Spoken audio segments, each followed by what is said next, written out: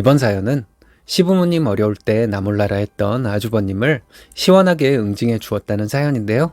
무슨 일이 있었던 걸까요? 함께 보시겠습니다. 사연 시작 전에 좋아요, 구독 부탁드리겠습니다. 채널에 큰 힘이 됩니다. 안녕하세요. 저는 결혼 10년 차가 다 되어가는 평범한 여자입니다. 평생 믿고 의지하면서 살 수 있는 건 가족뿐이라고 생각했는데 꼭 그렇지만도 않네요. 저희 아주버님을 보면 딱 그게 맞는 말 같습니다. 저희 시댁은 제가 결혼할 때만 해도 꽤 여유로운 축에 속했어요. 시아버지는 오래 사업을 하셔서 경제적으로는 풍족하셨거든요. 그렇다고 해서 뭐 돈 생각 안 하고 펑펑 쓸 수 있는 정도는 아니고요. 그냥저냥 식구들 서운하지 않게 지원해 주실 정도였습니다. 저희 부부도 결혼할 때 시부모님이 집 한 채 해주셨어요. 덕분에 돈 걱정 없이 결혼하고 살림 꾸릴 수 있었습니다. 문제는 결혼 2년 차 때였나? 시아버지 사업이 갑자기 내려앉기 시작했다는 겁니다. 정확한 사정은 모르는데 동업자가 돈을 가지고 도망가셨나 그랬을 거예요. 회사 자본이 없어지니 운영이 어려워졌고요. 시아버지가 이래저래 노력 많이 하셨는데 사정이 좋지 않게 되었습니다. 동업자는 시아버지의 오랜 친구였다고 들었습니다. 갑자기 욕심이 생기셨는지 어쨌는지 몰라도 중마고우를 버리고 도망간 거죠. 일단 소송은 걸어놨지만 돈은 돌려받기 어려울 거라 했습니다. 돌려받는다 해도 얼마나 걸릴지 모른다고 하더군요. 그 돈이 고스란히 저희 시아버지 앞으로 빚으로 남게 되었으니 어쩌겠어요? 갚아야지요. 시부모님 집 팔고 저희 집도 전세로 돌려서 돈 보태고 아주 난리도 아니었습니다. 그 와중에 아주버니네 부부는 모르쇠 하더군요. 자식이 있어 그렇다는 핑계였습니다. 그동안 시아버지께 받아간 돈만 해도 어마어마했을 터인데 한 푼도 보태주지 않았습니다. 그러니 저희 남편이 더 고생했습니다. 물론 저도 함께요. 매달 시아버지 빚 갚아드리느라 아주 허리가 휠 지경이었습니다. 하지만 아예 모르는 척 할 수는 없었습니다. 어쨌든 남편 부모님이고 저에게 서운한 것 하나 없이 잘 대해주셨던 시부모님 일이니까요. 이런 사정 아는 친구들은 절더러 바보 같다 하더군요. 당장 갈라서야지 시댁 빚을 왜 다 갚아주고 앉아있냐 했습니다. 저도 남편이나 제 월급 대부분이 시아버지 빚 갚는 데 쓰일 때에는 너무 허무했던 적도 많았습니다. 하지만 매일 밤 저도 모르게 눈물 흘리는 남편을 도저히 모르는 척을 할 수가 없었습니다. 남편은 제 월급까지 보탤 필요 없다 했으나 그럴 수는 없었어요. 가진 거 하나 없이 덜렁 혼수 몇 가지만 해온 저를 그래도 며느리라고 예뻐해 주셨던 시부모님 생각하면 예뻐해 주셨던 인연만큼은 저도 받았던 사랑 되돌려드리고 싶었습니다. 그 와중에 아주버님은 시댁과 연락을 끊었습니다. 아마 시아버지가 빚 갚을 때 목돈이 조금씩 필요할 때마다 아주버님께 연락을 드렸나 봐요. 그럴 때마다 아주버님이 거절하다 결국은 연락을 끊은 거였습니다. 직접적으로 부모님께 연락하지 마세요 하지는 않았어요. 하지만 발길도 뚝 끊고 시부모님 포함 저희 남편과도 연락이 되지 않더군요. 시아버지는 배신감을 많이 느끼신 것 같았습니다. 하지만 당장 눈앞에는 독촉의 상환 날짜가 돌아오니 숨 돌릴 틈도 없으셨을 거예요. 그렇게 꼬박 시부모님 저희 부부까지 3년 가까이를 빚만 갚으면서 한 집에 모여 살았습니다. 그러던 중 사람이 죽으란 법은 없다고 증조부께서 시부모님들께 상속해 주셨던 땅에 개발이 들어갔어요. 그동안은 내놔도 팔리지 않아서 애물단지인 곳이었습니다. 빚 상환하기 위해서 내놨었는데 감감무소식이다가 개발 들어가니 너도 나도 사겠다 난리통이더라고요. 가족들은 당연히 조금만 더 하면서 기다렸고요. 더 이상 오르지 않겠다 싶을 때 팔았습니다. 빚을 다 털고도 남은 금액이 꽤 됐어요. 그 돈으로 저희 전세금도 갚아주셨습니다. 그 외에 저희가 도와드렸던 돈은 차차 갚으신다고 말씀하셨죠. 그 후로 시아버지는 다시 사업을 시작하셨습니다. 1년, 2년 원래 오랜 시간 운영해 오신 게 있으시다 보니 금방 일어나시더군요. 소송을 하여 동업자에게 돈도 조금씩 돌려받기 시작하셨어요. 그랬더니 어떻게 알았는지 저희 아주버님 다시 시댁에 연락하기 시작하셨습니다. 처음에는 당연히 저희 시부모님께서 아주버님께 다시는 이 집에 발붙일 생각 마라. 어림도 없어 하셨습니다. 하지만 아주버님이 죽겠다 하니 결국에는 다시 받아주셨어요. 다만 저희 남편은 자신의 형을 거의 벌레 보듯이 대했습니다. 정확하게 말하면 아주버님을 증오했다고 하는 게 맞는 표현일 것 같아요. 남편은 아주버님이랑 마주치기라도 한 날이면 집에 도움 주기 싫어서 도망갈 때는 언제고 지가 어떻게 뻔뻔하게 고개를 쳐들고 다녀? 라며 분통을 터뜨렸습니다. 저도 그런 아주버님 형님이 싫긴 매한가지였습니다. 잘 되면 자기 부모이고 안 되면 남보다 못한 사람처럼 대하는 게 그 두 사람인데 시부모님이 조금만 모질게 대해주셨으면 하는 바람도 있었어요. 하지만 자식은 자식인지 그렇게 매정하게 굴지는 못하셨던 것 같네요. 오히려 저희 부부가 더 분통 터졌던 것 같지만 상관없었습니다. 누가 시켜서 한 것도 아니고 저희가 자처한 거였으니까요.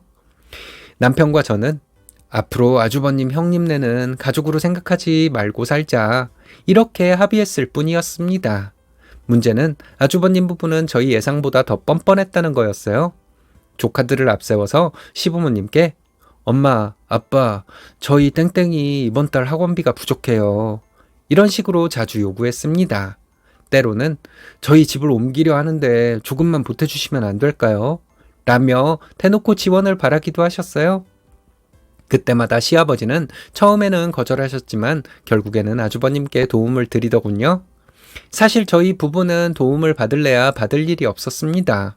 그렇게 지내면서 아기 가질 생각은 진즉 접었고 저희 둘만 잘 살아보자고 합의를 본 상태였으니까요. 집도 있겠다, 둘 다 월급 따박따박 들어오는 직장 다니면서 크게 금전적으로 쪼달릴 일 자체가 없었습니다. 그러니 지원해 주시는 금액도 점점 차이가 나고 있었는데요. 3년 전쯤 새해 첫날 시댁에 온 가족이 모여 있는데 아주버님이 저 사업하고 싶습니다. 그런데 자금이 많이 모자라요. 이번 한 번만 도와주시면 두 분 노후는 제가 책임지겠습니다. 하신 겁니다. 기가 찰 노릇이죠. 시부모님도 어이가 없어서 우리 노후 자금은 충분하다. 네가 모실 필요도 없고. 근데 무슨 책임은 책임이야. 네가 한 거 다 잊었어? 라며 아주버님 뻔뻔한 태도를 꼬집으셨습니다. 아주버님은 절대 물러나지 않았어요. 곰곰이 고민하시던 시아버지는 그래, 정 그렇다면 지금 가족들 다 보는 앞에서 상속 포기 각서 써라. 그럼 내 현금으로 미리 다 지원해 주마. 하셨습니다. 아주버님은 신나서 시아버지가 읊어주시는 대로 각서 쓰고 지장까지 찍었어요. 저희 남편은 오히려 이런 상황을 후련해했습니다. 이제 더 이상 저 논팽이한테 들어갈 돈은 없겠네. 차라리 잘 됐어. 라고 하면서요. 그런데 작년에 시아버지가 돌아가시면서 아주버님이 본색을 드러냈습니다. 저희 시아버지 이제 좀 살만해지신 건데 사고로도 가셨거든요. 온 가족들이 충격에 거의 알아 누워 있는데 아주버님은 빨리 상속분 정리하자. 이거 기간 넘기면 세금 장난 아니야. 라면서 시어머니 남편을 들쑤시고 다녔습니다. 시어머니는 너 가족들 보는 앞에서 각서 쓴 거 다 잊었냐? 네 몫은 없으니 신경 꺼라. 하셨습니다. 아주버님은 이제 와서 말을 바꾸었어요. 그거 조금 줘놓고 포기하라니 그게 말이 돼요. 그리고 그런 각서 아무런 효력도 없어요. 라고 뻔뻔하게 말해 시댁을 뒤집어 놨어요. 저와 남편은 급히 변호사를 찾아갔습니다. 변호사분께서도 각서와 시아버지 유서를 보면서 각서 자체는 효력이 없어요. 안타깝게 됐습니다. 하시더군요. 저희 부부는 너무 속상했습니다. 욕심 많은 아주버님께 어느 정도 재산을 떼어주어야 한다고 생각하니 분통이 터졌어요. 하지만 변호사님은 고심하더니 몇 가지를 일러주셨습니다. 아마 형님께서 곧 유류분 청구 소송을 하실 겁니다. 하지만 이미 받아가신 금액이 형님분 몫에 유류분을 넘어간 것으로 보여요. 아버님이 남은 재산을 의뢰인과 어머님 앞으로 남기신다고 정확하게 기재해 놓으셨으니 형님께 드릴 돈은 없는 셈입니다. 라고요. 저희는 그 말을 듣고 한시름 놓을 수 있었습니다. 다만 시아버지가 아주버님께 주신 돈에 대해서는 증빙할 만한 자료가 필요했어요. 그걸 찾을 수 없다면 소송에 걸리는 시간도 길어질 게 틀림없었습니다. 입증이 관건이라는 변호사님의 말씀에 저희 부부는 자료를 찾기 시작했는데요. 시아버지 회사를 맡아주시던 변호사님께 여쭤보니 유언과 함께 몇 가지 장치를 마련해 놓으셨더군요. 지금까지 아주버님께 주셨던 조카 학원비, 생활비, 집 매매와 사업 지원금까지 주셨던 돈은 빠짐없이 작성해 두신 거였습니다. 저희는 그 자료들을 변호사를 통해서 법원에 증거로 제출하였어요. 당연히 법원에서도 저희 손을 들어주어 아주버님께는 단 한 푼도 주지 않을 수 있었습니다. 아주버님은 저희 부부를 찾아와 네가 그러고도 형제냐? 상속분은 공평하게 나누는 게 맞지. 이렇게 하나하나 따지니 속이 시원해? 라며 따지셨습니다. 개새끼네 진짜.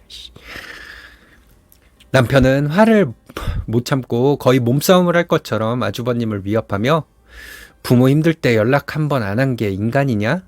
이제 와서 무슨 형제를 찾아. 자식 노릇 형 노릇 포기한 거 아니었어? 라고 말했습니다. 혹시라도 아주버님이 남편에게 위협을 당했다 맞았다 할까봐 저는 황급히 남편을 말렸습니다. 남편은 순순히 물러나면서 나는 너 같은 형제 둔 적 없으니까 앞으로 내 눈에 띄지 마라. 다음에 보면 내가 너 어떻게 할지 몰라. 라고 경고했습니다. 저희 부부에게 윽박지르고 사정해봤자 소용없다는 걸 안 아주버님네 부부는 시어머니를 찾아간 것 같았어요. 하지만 시어머니도 소송까지 건 아주버님네 부부에 질릴 대로 질리셨나 봅니다. 두 사람에게 너네가 인간이냐? 너네 무서워서 내 앞으로 있는 재산도 전부 땡땡이 앞으로 돌려놔야겠다. 그래도 나를 부양할래? 이러셨다고 합니다. 시어머니가 그렇게 말했더니 아주버님은 우물쭈물 말을 못하고 있었다네요. 알고 보니 기껏 사업한다고 받아간 돈 코로나 때 장사 안 돼서 다 날리고 결국 폐업해서 먹고 살 길이 없어진 상황이었던 겁니다. 아주버님네 부부도 참 속이 편해요. 자기 부모 뒤통수를 2번이나 쳐놓고 또다시 기회를 달라고 하는 꼴이라니.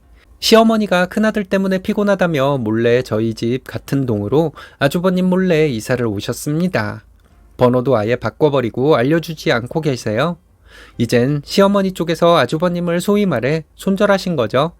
적어도 남편 무서워서 저희 동네 근처는 못 오니 이리로 이사 오신 모양인데요. 친척들 통해 소식 들으니 여전히 아주버님은 온갖 곳에 돈 빌리러 다니고 계시다 합니다. 얼마 전에 아주버님이 가족들 전부 데리고 저희 집에 왔어요. 그날 공교롭게도 시어머니도 저희 집에 와 계셨습니다. 아주버님은 시어머니 돈이 궁금했는데 말을 꺼내지는 못하고 좌불안석이더라고요. 차를 마시다가 남편이 형, 엄마 집이랑 재산 전부 내 명의로 돌렸어. 세금까지 다 냈네. 형 이제 엄마 안 찾겠다. 그치? 그쵸 형수님? 뜬금없이 이런 말을 했습니다. 어머님은 한술 더 떠서 형한테 너무 그러지 마. 네 형 무서워서 너한테 재산 다 준 거니까 네 형 공도 있지 뭘. 이러시더군요. 아주버님은 새빨개진 얼굴로 찻잔을 들었습니다. 아주버님도 받을 만큼 받아서 신나게 쓰셨잖아요. 남은 게 없어서 그렇지. 이제부터 열심히 사실 수밖에 없겠어요. 저희는 그렇게 열심히 사는 분들 부러울 것 같아요. 이 말로 제가 아주버님에게 카운터펀치를 날려버렸어요. 시어머니는 정말로 본인 재산들을 저희 남편 명의로 돌려놓자고 하셨습니다. 남편은 엄마, 나는 어떻게 믿어요? 하고 말하니 시어머니는 어차피 누구도 못 믿어. 네가 가지고 있어야 집안이 편안할 거야. 하시더군요. 남편은 엄마, 그래도 가진 게 있어야 힘이 안 떨어진대요. 그냥 가지고 계세요. 좀 더 나중에 해요. 이렇게 말하고 남편과 시어머니는 옥신각신하고 있는 중이에요. 돈 자랑하는 사람 재수없어 보이잖아요. 그래서 저와 남편은 아주버님 볼 때마다 돈 자랑을 하기로 했습니다. 아주버님과 다시 만날 날이 있을진 모르겠지만요. 인간 같지 않은 아주버님이 아주 꼴 좋게 됐네요. 소송이 말이 되나요? 엄마와 동생 뒤통수 치고 돈 뜯어내려다 대놓고 죽방을 여러 대 맞았네요. 인과응보죠. 착한 쓰니님 부부에게 평생 복이 따를 텐데 복에 겨워 행복하게 사시면 되겠습니다.